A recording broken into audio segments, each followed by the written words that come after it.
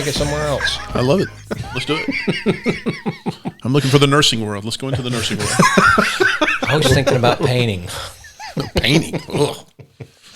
No, I mean, there was a guy years ago that got put on light duty because of an OJI, and we were making him come to headquarters every day. And he came to me because I was supervising him, and he's like, I can't do this. I can't do this. And I was like, why can't you do this? And he's like, it's killing me on gas every day. And I was like, well, let's talk about it. And come to find out, he's driving this truck that I could walk under without ducking. It had two of those exhaust pipes that's like 12 inches wide in the bed, and I'm like, this is your vehicle? This is what you're driving? This is my compensation for something but else. I mean, no wonder the gas is killing you, Yeah. But do I go, yeah, no, you don't have to come to work every day because you made that choice. Well, it's the same thing when you have these guys talking about, I don't have any money. I can barely pay my bills. But they have a $16,000 side-by-side that they run around the woods with and stuff like that. Yeah. Hey, man. We're not talking about those things. Smart choices. We're not talking about toys here, okay? Yeah, toys out of it. We just pissed off about 1,000 people with side-by-sides, campers. You're talking about my four-wheeler? All right, I need that to de-stress from work. Right. Or is it my boat? I'm all about that. But Or you my have to second car, understand. a third car. But I mean, isn't that a discussion on pay? Isn't that part of it? When we, and I'm not saying, believe me, I'm not saying that we pay firefighters too much. You will never hear me say that. But when we sit around and say, I'm not being paid enough to pay my bills, how much of that's our responsibility? We make our bills. I had no idea this is the way this was going to go. Yeah, me neither, but cringing. This is not the way I envisioned this. All right, well, let's start over. No. We'll just... Shane's going to walk off and do his laundry. I'll be back. I gotta put some clothes in. Isn't a dog barking in the background somewhere? And we should point out, this is the first time that we've come back to where it all started. It is. Where did it all start? This was episode 001. Yeah, we already got the dog barking in the Shannon's coming background. in. Shannon's going to come on and drop the octane in a minute. Do the laundry and yeah. So I like that topic. I like the topic. I really do. Well, let's find another one. No, I think it's going way the hell off into limbo land over here. But I like the topic because I don't think there's any way in hell you can capture even remotely a little bit of the dynamics of the fire service and all the different groups represented, all the different mindsets. And I know in any profession you can do that. There is a certain selfishness once you get into the fire service about what we do and what it produces in the body when you get into one of these structure fires and you do something that people can't do. So I know there's a financial part there, and I actually think that today's firefighters are way more in tune with what they want, what they need, than we may have been back in the day. I see, there's questions that are being asked today that we never asked back in the day, or I didn't feel that anyway. But there's a certain part of it that people do it for the sake of, there's just a selfish rise that happens, these structure fires and different things that we do that bring us into it. So what I'm having the difficulty in is I know very high performers that are putting out, and I know they are not even meeting their wants. I hate to call them needs because, society just moved towards wants. But they put out a good bit. They perform at a very high level. Now, are there distractions in there? Yeah, of course. If you're, there's people that make very good, there's rich broke people because their finances were misappropriated, but I guess there's just that component that I'm not totally agreeing with, that there's high performers out there that are not making what we would say, are you covering all your bills? Are you not late on payments? I don't disagree with that at all. That's not what I'm saying. No, I thought that's what Daniel Pink said. No. Listen, so Daniel Pink is not trying to say out of this. Daniel Pink Daniel is not saying that you can't do great work without getting paid for it. That's not what he's saying. Okay. but it's not sustainable. So how long? Let's say you've got that high performance firefighter, and they are doing that great work, and we come to them and we say, you know what, we can only pay you $20,000 a year. Sorry, you're gonna have to take a pay cut. That's where we are as a department. How long are they going to sustain doing that great work? Not getting paid. They're not. They're going to stop. They're going to dial it back to doing the minimum that they've got to do before they can find another job. So, I mean, it is this component of it that has to be addressed. The opposite of it is to say, well, pay doesn't have anything to do with great work. And I don't agree with that at all. You've got to reward people for what they're doing. And part of that is pay. That's part of the overall value where I say I value you as an employee. Pay is this huge piece of it. The same way rank works into it, or a history of promotion. I mean, the organization is rewarding you basically and endorsing you as you're doing good stuff. We've just promoted you. So I think it's a piece of it, but you can't say it's not. I can't say that you can do great work without it for long. Okay. I mean, unless you're in a volunteer situation, that's completely different.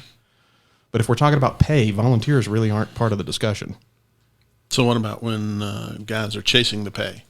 This department does $5,000 more, and then now they move over here, and now it's over here, or whatever. I don't blame them. Okay. I think the fire department, we've got to, and I've talked to Shane about this, I think we've got to radically change how we view employees in the fire department, because we were all, I think I can say this for all of us, we were all raised at a time when you did 30 years with a department. Cha-ching. Right? Yeah. There you go, Hatch. Knocking on the door.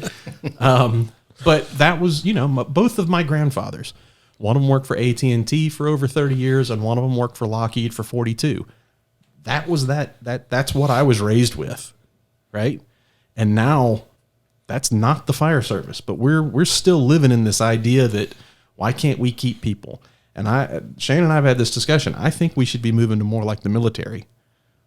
We look at you and we say, we've got you for 4 years, and that's it. And then at the end of the 4 years, we need to be doing something to try and keep you. But in all likelihood, you're going to leave. And it's such a threat to what the fire department is traditionally, but I don't know that we can sustain it anymore with this. If people are going to move constantly, and I don't blame them for moving. Sometimes it's short-sighted, I think, but I don't blame them.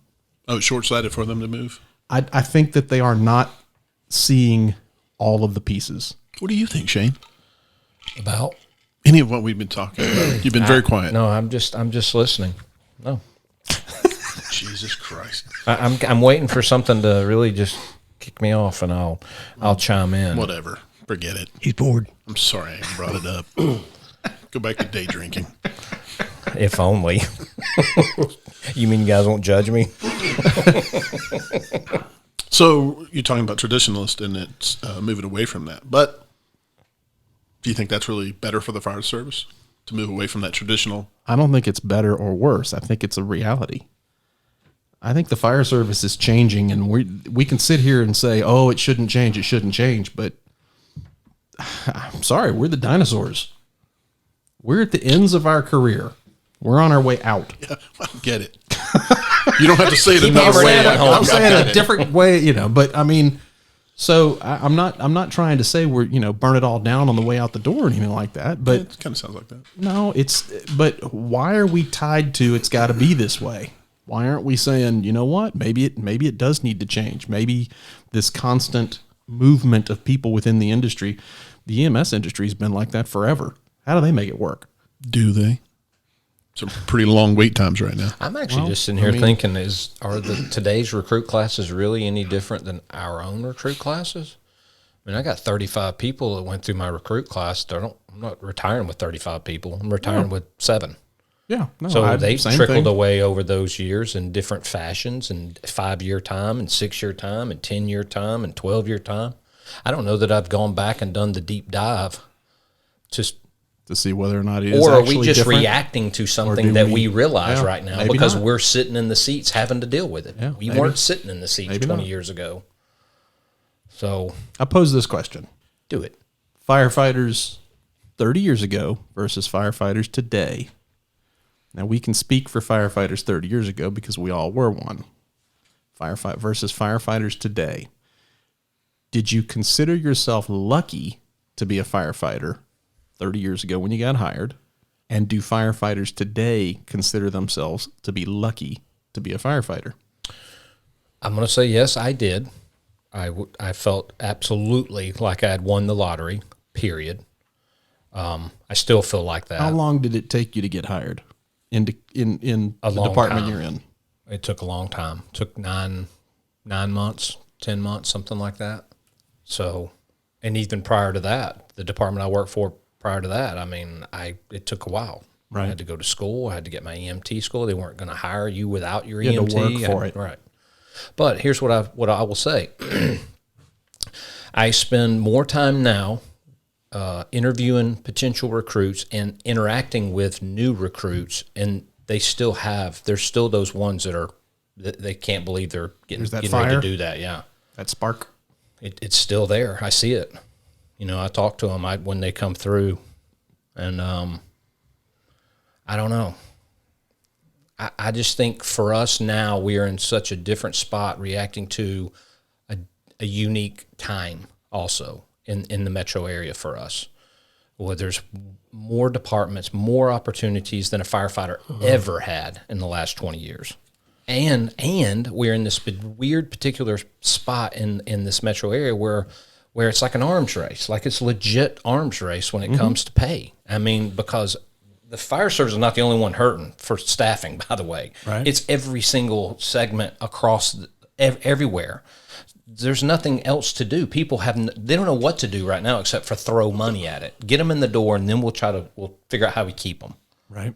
So I think that's what's happening right now. Is we're just throwing money at labor, throwing, just see what we can get, just to patch these holes.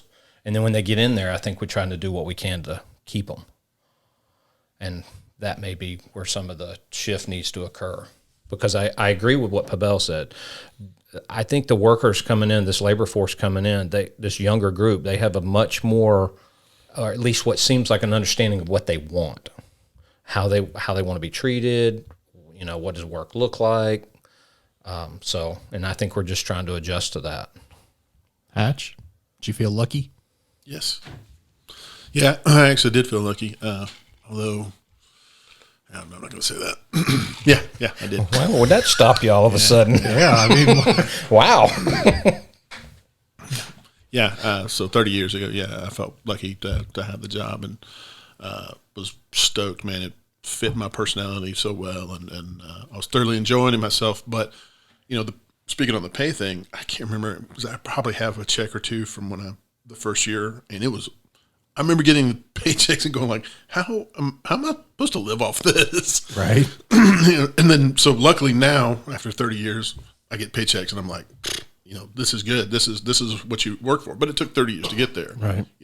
I think, sorry, I think a lot of times the people jump department, trying to get the more money, because they want to, instead of earning through and promoting and doing the different things and getting to that paycheck, they want to get the paycheck in the front end and then have the experiences on the back end. And I think that's probably a really poor way to look at it, to do it, in my opinion. I always talk about the department I work for. What we can't offer you in money, we offer you in opportunities to apply your trade. Mm-hmm. And not all departments have that. So I've seen guys come from higher paying departments to our department because they wanted to test themselves. They wanted to put themselves through a crucible or whatever. And I've seen them go to your department too. And so there's that aspect of it as well.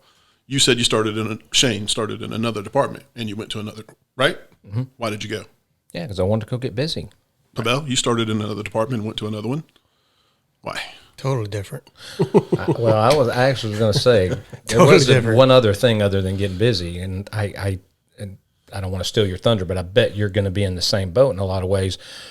I thought there were going to be more opportunities at the bigger department than there were where I was at. Absolutely. Not cutting on where I was at, just promotion, for growth, yeah. development, professional development, professional growth. That had a lot to do with it. It was just. But that's also about you developing as a firefighter, right? Developing as a leader, and being around more people, more calls, more things like that. And so a lot of times when they jump, I think you have these jurisdictions that can pay lots of money or whatever, but they may not be as busy, and I've watched these guys, they're super talented, go chasing the money, but then ultimately they're not happier. Yeah, Right. The money doesn't, Right. because it's not feeding their soul of what they really. It's not the only thing. Right. But I watch that be, because that's the way the society is kind of built up, is what's your paycheck? What's your paycheck? And like you said, I'm going to buy the big truck, to make myself feel happy about, the poor choices I've made in my life, and blah, blah, blah, blah. and That was Hatch's. Get poor choices stenciled on the tailgate. oh my God, that'd be perfect. That's my stripper name. Poor choices. But I just think that I wish the guys could go and watch that. Every department has their thing. There's no utopian fire department out there. I used to have one in the metro area that would talk all the time. They paid a lot of money, and my guys would always be like, "Oh man, they're making so much money, and they're making so much money." And I would go to that department, and I'd do a ride along or something like that. And they're like, "Oh, you guys fight fire all day. You guys fight fire all day." I'm like, "My guys think that y'all's front ramp's paved in gold." I mean, everybody thinks the other one's better, but it's all about perspective. Get outside your own department. Go learn, Right. what's going on. I know your guys talk a lot about not getting days off, Right. and that's a big bone of condition. But they actually get a day a month. Yeah, I was about to say we work less hours than anybody. I don't expect y'all to weigh in on this. I know we'll be in the cancel culture at that point. But my point being is, it's about perspective. It's about perspective, the way things look. And so I think a lot of times when the guys just chase that money, they're losing that whole focus of what the whole picture really is, Right. and the benefits that you can have of if you want to stay in it for 30 years. I never thought I'd do this for 30 years. But the benefits to be able to look back in the lives that you touched and the different things that you've been able to do is so enormous. It's really, really amazing. So that's really my point. Bill, lucky? Yeah, good point. So complicated, but I feel very, very, very lucky. Then or now? Both. Yeah. Both. I've always felt like first of all, a background on that is, because I was born in a country where government isn't exactly something that you want to be part of. Even though I was a child when I came here, you don't really look at government as something you want to go work for. Right. That's bad. Right. Excuse me. So then to work for government was huge for my family. Looked at me like, man, this guy made it. He worked for local government. Felt very lucky. Like Hatch was saying, I'd look at those paychecks back then. There was a couple of eviction notice along the way while I was trying. And I kept telling my wife, I'm like, just give me a little bit of time. I'm going to make this work. And she comes from a fire family too, but, different places, different pay scales, let's just say. But my pay was not great. And then you fast forward, and still today I go, hey, this career path has given me stability when a lot of people were not stable. Right. This career path has given me the ability to apply life lessons, personal and professional, that I've done before the fire service. So in the words of Frankie, I feel like I owe the fire service everything, and it owes me nothing. Right. I've raised 4 kids who are great human beings. I got 3 grandkids, and all that was afforded by this fire service giving me the ability to work, and also giving me the ability to work on my days off and make some extra money. So anyway, I'm extremely grateful for it. But I will say, when I joined, it took a while before I started getting educated on how to set myself up financially. And it wasn't like my ears were totally open at the time either. Retirement, all the medical benefits and all that kind of stuff. More long-term planning? Yeah, the long-term planning wasn't really there. It took a while for that to get there. When I came in, it was just like, this is super cool. We're doing a bunch of dangerous stuff. I absolutely love it, and it's giving me a paycheck. And I'll say the people that I see coming in now just have a certain understanding of what their needs are, and they want those needs met. And also, I wanted to add, because I thought about while Hatch was talking, back in the days when we grew up, mental health was nothing that was really mentioned or anything else.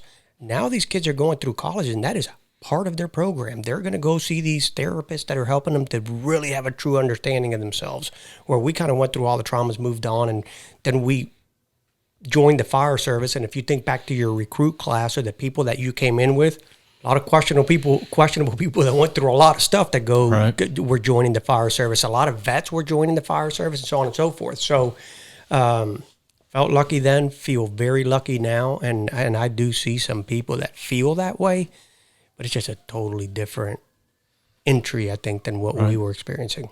See, that you mentioned stability, and I think that's that whole piece of where we say value, pay is a piece of the value, but the stability of the job. I mean, think about when the recession hit in 2008.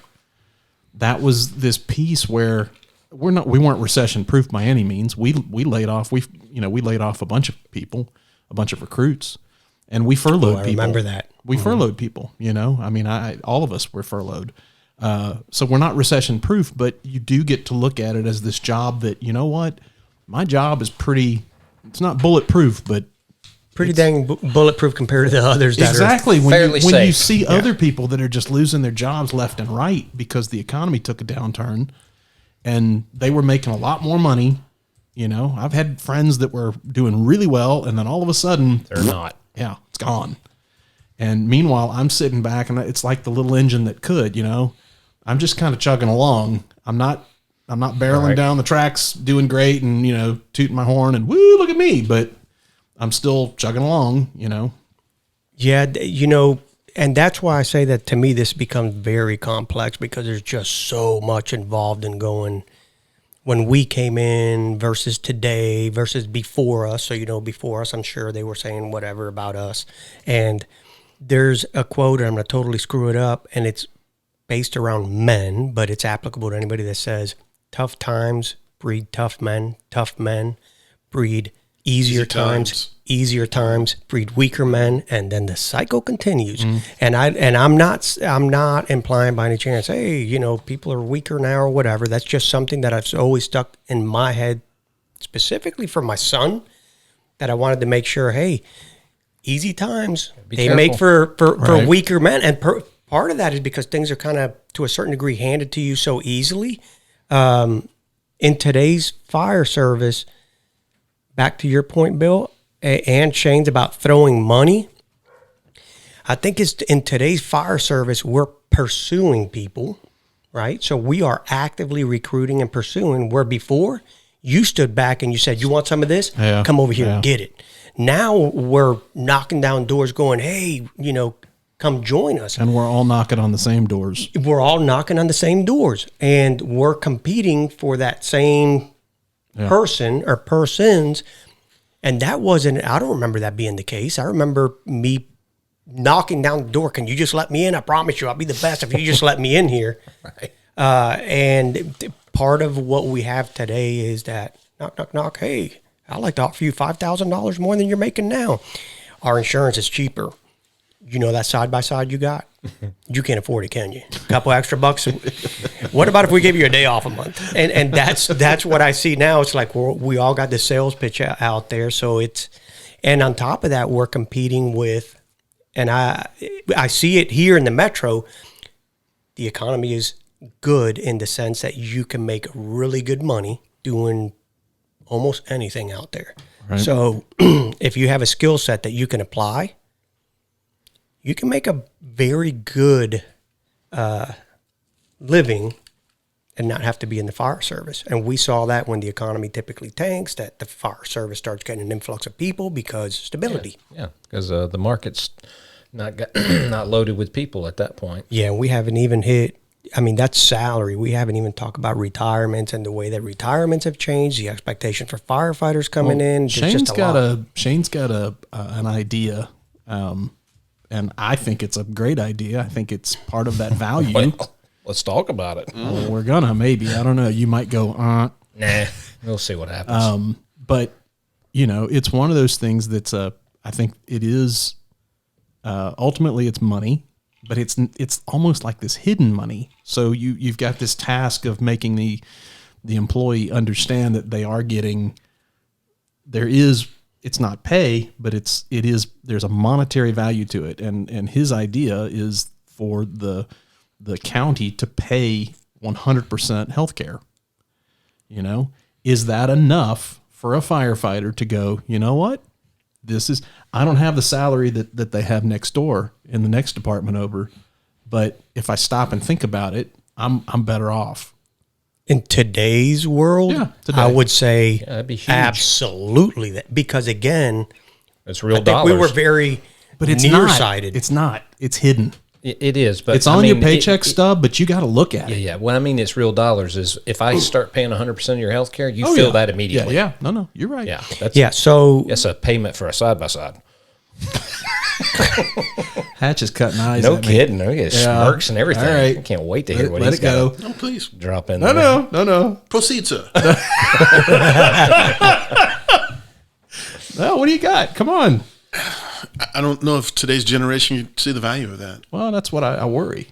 because they're not thinking like that. I mean, most of them, don't get their driver's license when they're 16 because they either do everything by their phone, or somebody else drops them off, or they can Uber. There's no need. There's a whole, they're still on their, parents' insurance till they're 26. 26, 27. So there's a lot of reasons why they don't see it. I mean, the doors we're knocking on is their mom's basement, trying to get them this job. This is why I'm not in recruitment. That's just one of the reasons. They're not, like you said, they're not hungry. They're not, there's no real reason. They don't have to get outside their comfort zone. What we do is tough. What we do is not for everybody. We see some of the worst days of people's lives. And how do you go to recruit? I remember they had us go and do some recruitment at high schools. And I went to my high school and I was like, I'll show some videos. I showed some videos of our heavy rescue team. I looked at the faces in the crowd. They were like, what in the hell is he showing? Is this like a horror show? Yeah. These kids did not want to do that. You got like maybe 1 out of 100 wants to do what we do. See, when I spoke to the class, they were like, oh, no, I think I want to do this. What, talking to them about filling out forms and shit? Ow. shots fired. How good you could type? What? The difference between there and there? Oh, God. It's all over There, Facebook there, and and there. shit. But so I just don't know if today's generation, when we're talking about the list of their needs, or they know what they have as their needs now. But is that now versus what's going to be in the future? I was the same way. When they came in and I was going through recruit school in the very first couple of weeks. You got the here's your check. You got the human resources comes in, and then the union comes in, and then the Georgia pension fund comes in. At some point, you need to take home some of your own check. Yeah. And it just, everybody's got their little handout about, being the union, being this, being that, but, for the next things. So I don't know if these kids can see that, the value of what it's going to be 30 years down the road, because they don't think they're going to be, I didn't think I was going to be here for 30 years. Mm. I don't remember anybody ever asking me what I valued going into the fire service. And I'm thinking now. Would you know? I definitely didn't get asked. I wouldn't know. I don't know that I would know, but it's hard to sit here and go, we have no answers. We never have answers, but I'm very curious right now. Somebody has had to have done that, right? That survey to go, hey, what do you value? Not just a personality, how do we get people to be interested in this career path? And what is it that sinks the hook in them? What sinks the hook in the person? That goes back to my question of why are you doing this? Right. See, I think it's the more intrinsic stuff. It's the more intrinsic. Yeah. It's part of being the brotherhood. It's part of being something bigger than yourself. Those are the things that feed their soul.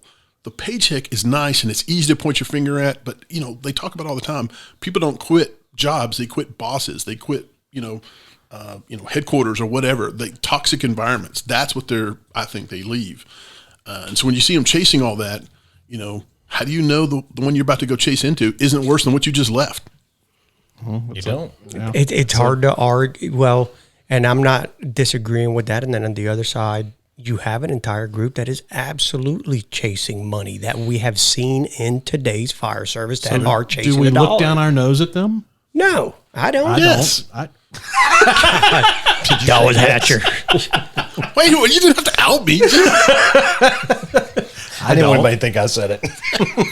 I don't question anybody else's motivation, and I've had No, I don't. in the last 2 months. I don't know. I'm losing my grip on time, but 3 employees have left my division in the last few months, and I sincerely wished them well. You know, Yeah. they're going to do something else, and I hope they succeed. And I'm not, you know, the process of replacing them is really, really difficult.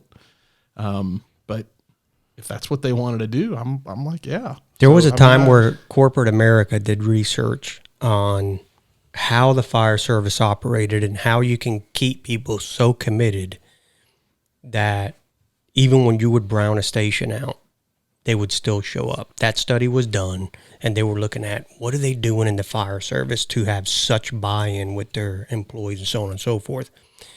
If you start moving through history, what you find is that we started replicating a lot of what you find in corporate America.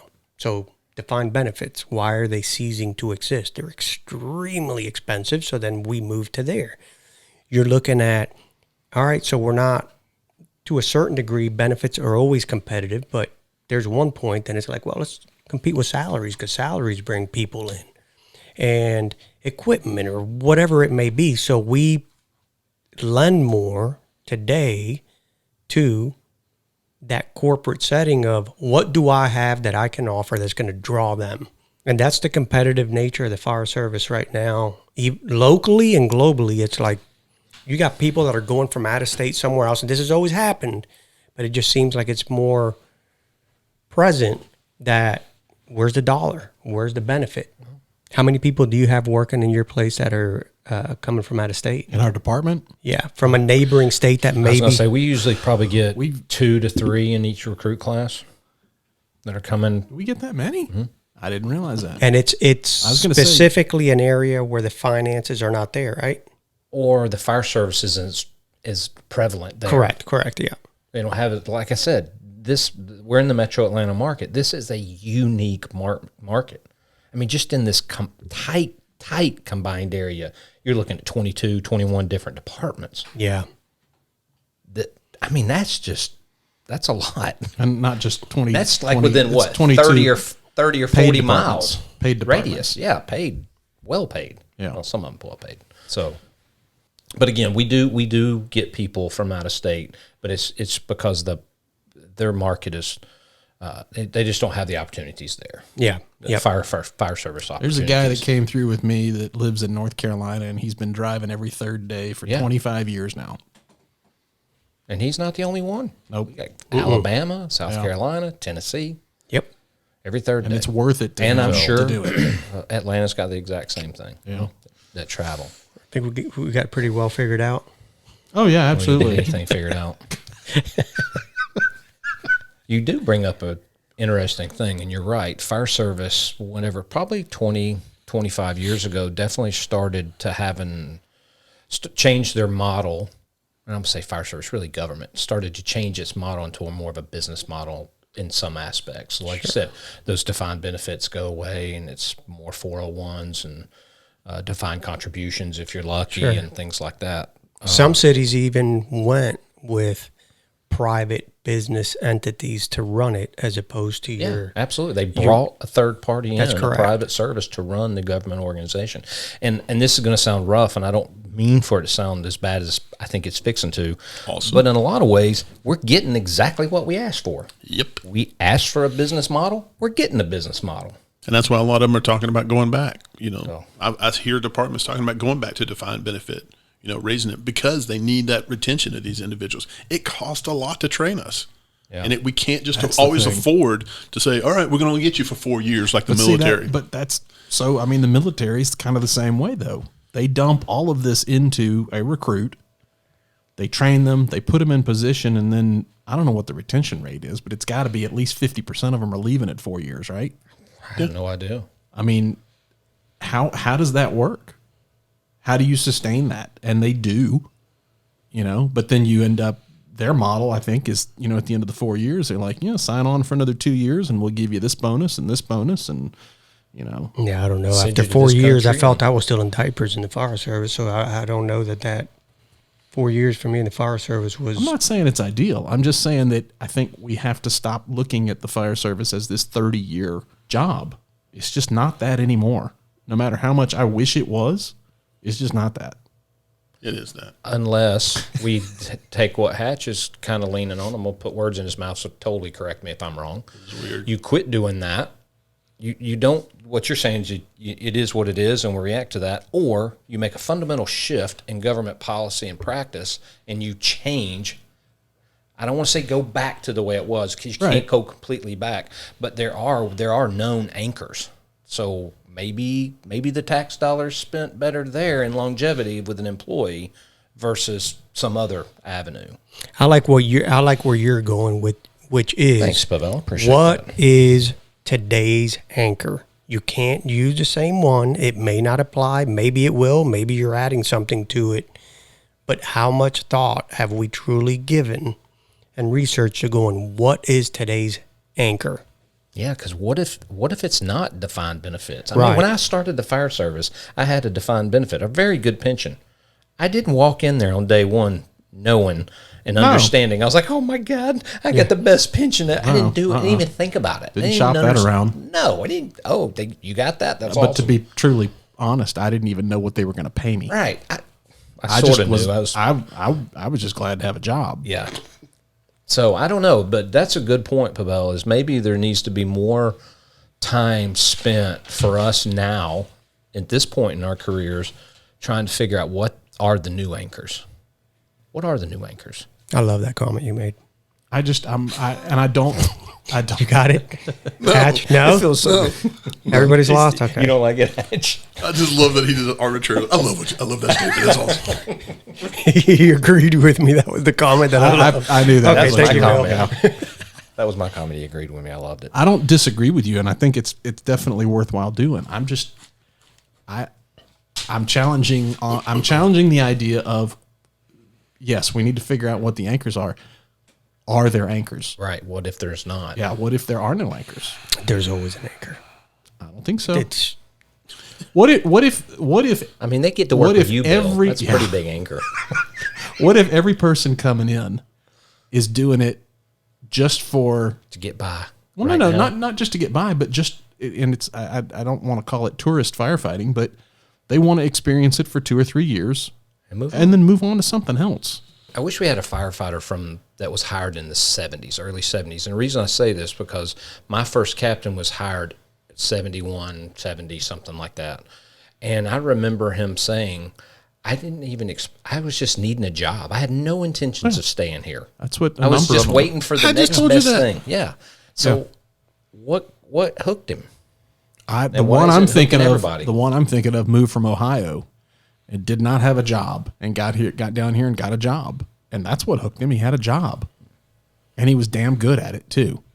That's the crazy piece, you know. It's not like he It's was one of those things that gets in your blood. Once you do it, once you experience it, once you go through the brotherhood, you go through those trials by fire with each other. And there's certain ones that that you trust and you implicitly. I've had some of the closest relationships and friendships ever in the firehouse.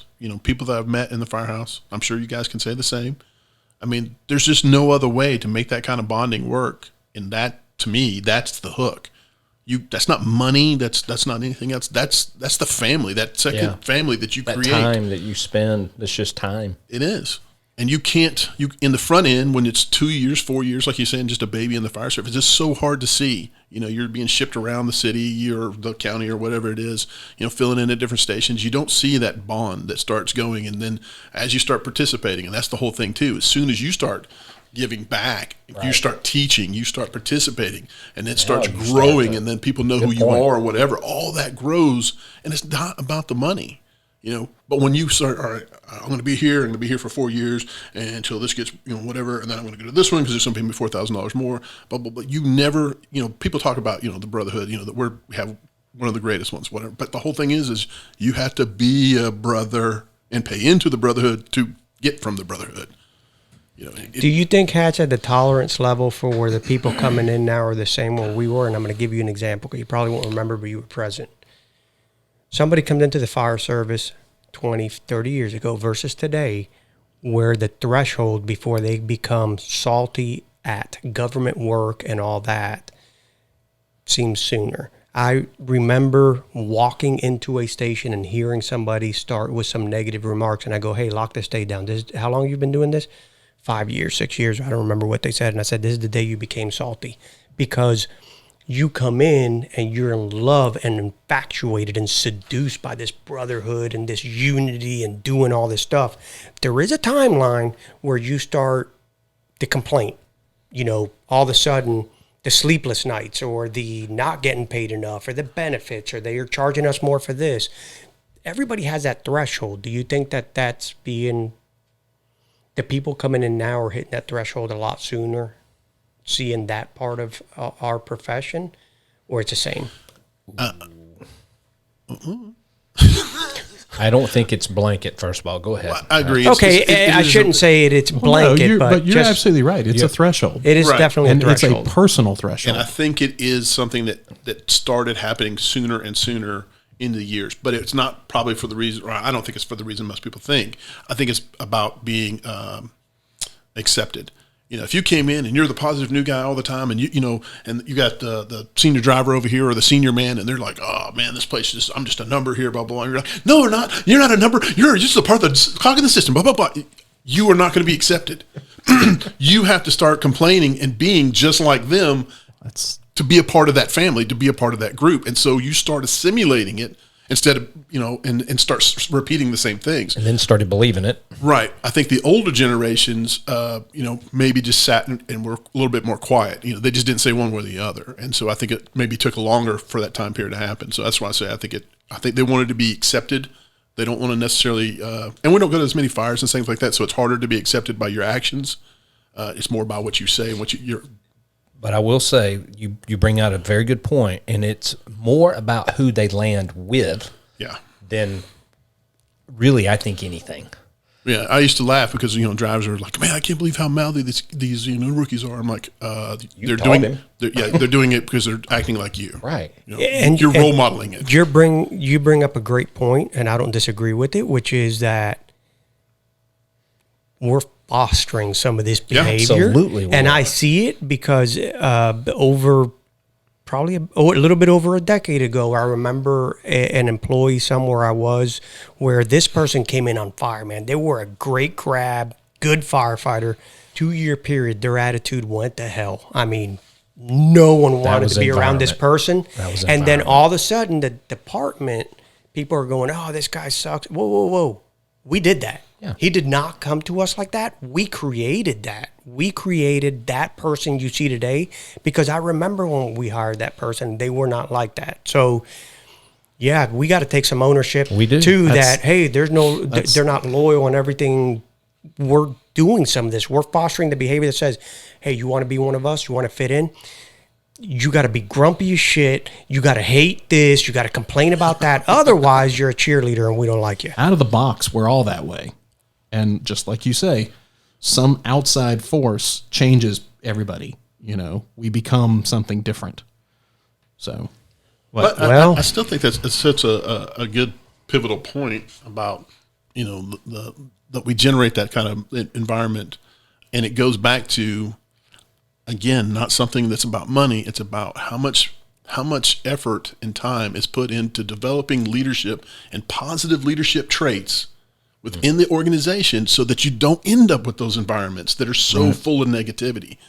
Sometimes we just let them study on their own and they promote and they just move up and they figure it out and they read some books. We get lazy. And then we wait till they get to the top, the battalion chief and above. Oh, now we're going to invest in you. We want you to go to the National Fire Camp. We want you to do this. Man, invest in these cats early. Yeah. And that's not money. That's internal. Yeah. And then I think that changes the environment. That changes. People want to be a part of something that's awesome, that is, moving and powerful, blah, blah, blah. Not the downtrodden and, I want to escape this and I can't wait until I get out of this thing or I can't wait till I retire or whatever that. Nobody wants that. Right. So. Yeah. All right. What did we solve? Nothing. We solved no problems. Damn thing. That's the beauty of what we do. I solved everything. No You problems. guys suck. I don't know why I do this with you guys. Well, I'm going to start my own podcast. Well, just kidding. No, I can't do that. Bill already did that. Yeah, Bill has come very close. Beyonce's already there. Yeah, oh my God. they're good. I feel like Destiny's Child over here. I'm telling you, they're good. They are good. all right. That's Well, Well, and we're done. on another subject.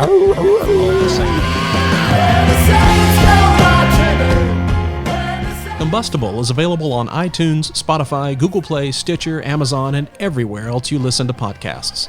Subscribe to Combustible to make sure you don't miss out on an episode. Follow us on Facebook so we know how many of you listeners there are out there. And you can check us out online at combustiblethepodcast.com. As always, we would like to thank the Golden Dogs and True North Records for letting us use their song Saints at the Gates for our theme music. You can find the Golden Dogs music on any streaming platform. Thanks for listening, and we'll catch you later.